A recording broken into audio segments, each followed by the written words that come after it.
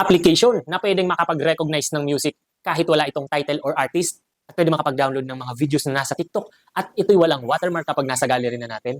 At pwede rin tayong makinig ng mga music na favorites mo at gumawa ng playlist sa application na ito. Tara, kung gusto mong matutunan, panoorin mo lang ang video na to. Let's go! Una guys, ay pupunta lang tayo sa Play Store. Tapos, isearch nyo po dito ang music recognition. Tapos, yan po guys, Yi Xiao King. Yan, Chinese siya. Tapos, meron nga siyang 1 million downloads and 4.3 reviews with 8,000 na nag-reviews ha. Tapos, i-install nyo lang po. Tapos, ito na guys, i-open nyo na ang application na ito. Identify music in seconds. Tapos, continue to application and pili ka na ng language, English, then click mo na yung yes. Quick identify the music, download favorite music for free. Immersive music experience while using the app mo na lang at i-allow nyo lang guys. And eto na guys, pindutin mo na yung music icon na yan at pag nagpatugtog ka ng music sa labas or meron kang narinig, ma-identify agad nitong application na to. Then, maririnig mo na at malalaman mo na kung ano yung title or artist. Tapos, pwede rin itong floating. Yan. Tapos, pwede siya sa TikTok, Instagram, and YouTube. And guys, tapos i-turn on nyo lang ang music recognition. I-allow nyo lang yan para nandyan yung floating. Ayan guys.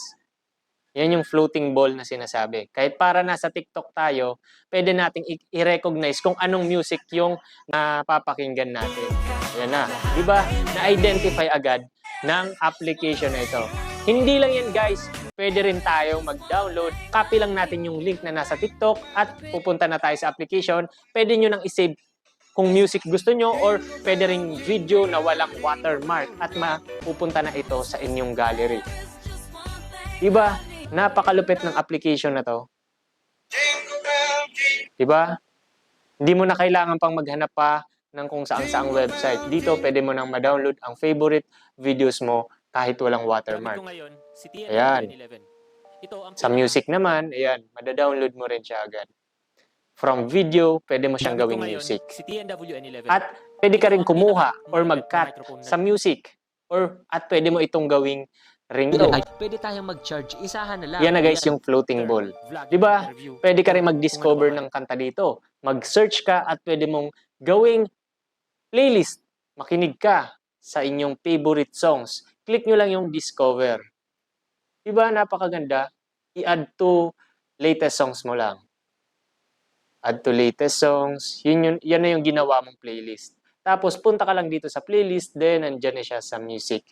Andyan na yung mga songs na pinili mo. Pwede ka nang makinig sa mga music na sinelect mo. So yun lang guys, and thank you for watching. So kung natapos mo ang video na to, huwag mong kalimutang ilagay ang music recognition sa baba, ang lupit. Thank you guys!